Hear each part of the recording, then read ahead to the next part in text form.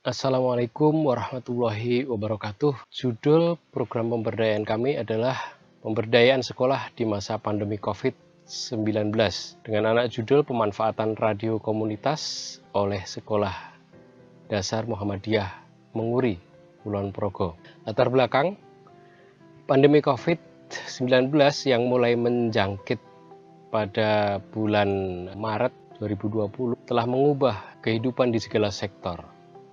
Tak terkecuali adalah pada sektor pendidikan sebagai sektor paling strategis untuk kemajuan suatu bangsa. Pembelajaran jauh atau distance learning menjadi satu-satunya pilihan untuk upaya pencegahan dan meminimalisir ekses destruktif utama COVID-19, yakni keselamatan jiwa para peserta didik, pendidik, dan juga tenaga kependidikan. Namun kenyataannya, pada era revolusi industri 4.0 yang diciri utamakan dengan penggunaan dan kemajuan teknologi informasi dan komunikasi di berbagai perikehidupan, masih menyisakan kesenjangan bagi kelompok masyarakat tertentu. Masyarakat yang secara geografis tinggal di daerah terpencil masih banyak yang belum mendapat menikmati ketersediaan jaringan internet. Sebagaimana hal ini juga dialami oleh masyarakat di sebagian wilayah perbukitan menoreh di daerah istimewa Yogyakarta, yakni di Kabupaten Kulon Progo, khususnya adalah di tempat-tempat tertentu, termasuk di Kapanewon atau Kecamatan Menguri ini. Sekolah Dasar Muhammadiyah Menguri, di mana pengabdian ini dilaksanakan, adalah salah satu dari satuan pendidikan Muhammadiyah yang telah setengah abad lebih, tepatnya 58 tahun, menjadi salah satu tempat pembelajaran bagi masyarakat Menguri. Sekolah yang berada di atas Waduk Sermo ini, karena keterbatasan sinyal internet, maka proses belajar dari rumah atau BDR yang dilakukan tidak berjalan secara optimal. Bahkan pembelajaran nyaris tanpa teknologi informasi. Nah, desain program. Program ini terdiri program pokok dan program tambahan. Program pokoknya adalah pelatihan dan pendampingan pembuatan bahan dan kegiatan pembelajaran auditif. Sasaran langsungnya adalah para guru. Karena sasarannya adalah para guru, maka pendekatan yang kami gunakan adalah pendekatan PUD, pendidikan orang dewasa, di mana pemberian nilai, pengetahuan, dan juga keterampilan kami dasarkan pada kebutuhan real atau kebutuhan nyata para sasaran ini. Metode yang kami gunakan adalah pada tahap awal, yakni kami gunakan FGD atau Focus Group Discussion. Kemudian tahap yang kedua adalah pelatihan, yang sesungguhnya di sini adalah workshop. Karena bukan hanya latihan saja, karena mereka akan menghasilkan produk. Kemudian langkah ketiga atau tahap ketiga ada stimulasi fasilitas. Tahap yang keempat adalah pendampingan. Ini dilakukan untuk memastikan outcomes, implementasi, dan juga keberlanjutan program itu sendiri. Kemudian terakhir kami lakukan evaluasi. Kita lanjut ke hasil dan pembahasan. FGD. Sesuai dengan kondisi sinyal internet yang tidak stabil di lingkungan ini, maka pembuatan bahan dan kegiatan pembelajaran auditif disepakati sebagai program workshop. Kemudian outcome pelatihan berupa produk rekaman auditif yang dibuat dengan tujuan sebagai partisipasi dalam pengembangan radio komunitas. Yang penempatan tempat siaran radio komunitas yang diberi nama Suara Edukasi ini adalah di SD Muhammadiyah Penggung. Jadi sekitar lokasi ini, dari sekolah ini yang di tempat berbukitan ini, yang relatif terpencil ini, ya kurang lebih sekitar barangkali 5 km. Kemudian mengikuti tuntutan perkembangan teknologi pendidikan, maka pembuatan bahan pembelajaran audiovisual itu disepakati juga dalam FGD ini sebagai program tambahan. Karena kondisi teknologis dan kompleksitas keterampilan yang akan ditargetkan, maka pelatihan dilakukan secara luring. Pelatihan atau workshop pembuatan bahan dan kegiatan pembelajaran auditif ini dilakukan dengan mengenalkan aplikasi berbasis Android ya, yang bernama Anchor FM dan juga Spotify. Kemudian pelatihan pembuatan bahan pembelajaran audiovisualnya sebagai program tambahan itu dilakukan dengan mengenalkan aplikasi Filmora. Pelatihan auditif dan pembelajaran audiovisual dibantu oleh mahasiswa. Mereka tugasnya adalah membuat contoh-contoh. Di antaranya adalah membuat contoh jingle sekolah, membuat pesan-pesan sosial. Nah, contoh ini jadi penting karena para guru kemudian melihat secara langsung, oh seperti itu yang bisa kita buat sebagai bahan pembelajaran dan atau menjadi bagian dari kegiatan pembelajaran itu sendiri. Guru mereka membuat rekaman-rekaman pembelajaran akademik maupun non-akademik.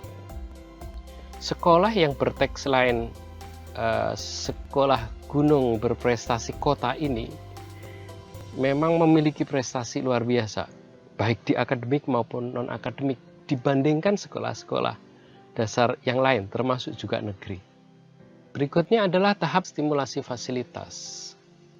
Kami memberikan antena dan juga seperangkat alat penerima sinyal, penguat sinyal radio.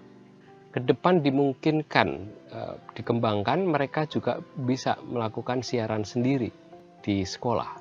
Kemudian pendampingan pembuatan bahan dan juga kegiatan pembelajaran auditif dilakukan tadi dengan aplikasi Anchor FM, kemudian termasuk dalam pembuatan rekaman auditif ini disertai dengan pengenalan Spotify sebagai channel untuk mereka mendokumentasikan bahan-bahan. Jadi apa yang dilakukan oleh sekolah adalah mereka membuat rekaman-rekaman, yang rekaman ini kemudian disampaikan saja ke pihak pengelola radio komunitas, kemudian disiarkan. Tapi karena antusiasme sekolah, mereka secara periodik juga mereka membawa para siswanya ke tempat penyiaran, mereka lakukan latihan penyiaran secara langsung. Kemudian pada pembuatan bahan pembelajaran audiovisual atau video pembelajaran, mereka juga telah membuat beberapa produk dan kemudian mereka dokumentasikan dalam channel YouTube sekolah. Sekolah yang bertagline tadi, sekolah gunung berprestasi kota ini, keunggulannya adalah pada pengembangan muatan lokal atau kearifan lokal. Apa itu? Budaya Jawa. Sehingga dengan pengabdian ini, para guru dan siswa mereka antusias untuk membuat rekaman-rekaman pembelajaran akademik secara umum. Para guru membuat rekaman pembelajaran sesuai mata pelajaran yang mereka ajarkan, tetapi juga membuat rekaman-rekaman non-akademik, melakukan rekaman puisi, hafalan Al-Quran, hafalan ayat-ayat Al-Quran atau tahfidz, kemudian juga hafalan doa, kemudian membuat pesan sosial juga yang diisi oleh para guru ataupun juga para siswa. Termasuk adalah membuat puisi Jawa atau yang disebut dengan geguritan, termasuk juga rekaman berpidato, baik pidato bahasa Indonesia juga pidato dalam bahasa Jawa atau disebut dengan sesora. Di tabel kami buatkan ringkasan bahwa sebelum pelatihan para guru memang mereka tidak mengetahui wawasan ataupun juga pengetahuan tentang radio komunitas, termasuk juga mereka tidak membayangkan itu sebagai alternatif untuk mendukung atau menjadi salah satu alternatif karena keterbatasan sinyal internet. Termasuk mereka juga masih relatif minim dalam pengetahuannya tentang pembuatan bahan pembelajaran dan juga pembelajaran auditif. Mereka sebelumnya tidak tahu apa itu Anchor FM, mereka tidak tahu Spotify. Nah, demikian juga pada pengetahuan dan juga keterampilan membuat video pembelajaran. Mereka sudah cukup mengenal, yang mereka kenal adalah Filmora di antaranya, tapi mereka tidak cukup menguasai seluruh fitur-fiturnya. Nah, hasil dari pelatihan yang sasaran ini keseluruhan guru dan kepala sekolah adalah 11 orang. Kami kuantifikasikan keberhasilan program ini dalam membekalkan wawasan, pengetahuan, dan juga keterampilan pembuatan bahan pembelajaran auditif dan audiovisual itu mencapai 90%. Kesimpulan, di tengah situasi pandemi, alhamdulillah program ini relatif berjalan lancar. Kami bisa hadir secara luring dengan tetap menggunakan seluruh prokes secara ketat. Kemudian yang kedua, program pokok dan program tambah memberikan outcome berupa karya-karya bahan maupun kegiatan pembelajaran baik akademik maupun non-akademik yang dihasilkan oleh para guru, juga dihasilkan oleh para orang tua dengan para siswanya masing-masing. Produk auditif terdokumentasi pada Spotify sekolah dan juga produk audiovisualnya mereka dokumentasikan di channel YouTube sekolah. Dan program ini mendapat testimoni dari para guru bahwa hadirnya program ini di sekolah yang relatif berada di dalam tanda petik di pedalaman ini, mereka merasa ada semangat baru, dan itu mereka akui sebagai sesuatu yang sangat bermakna, karena mereka sangat mengharapkan selama pandemi ini juga masih akan ada lagi program-program pengabdian yang serupa. Mereka mengakui keterampilan yang kami kalkan itu sebagai keterampilan yang sangat bermakna bagi mereka dalam melaksanakan tugas kependidikan. Dan yang terakhir, semangat dan antusiasme para guru ini ditunjukkan dengan mereka produktif dalam membuat karya-karya hingga saat ini.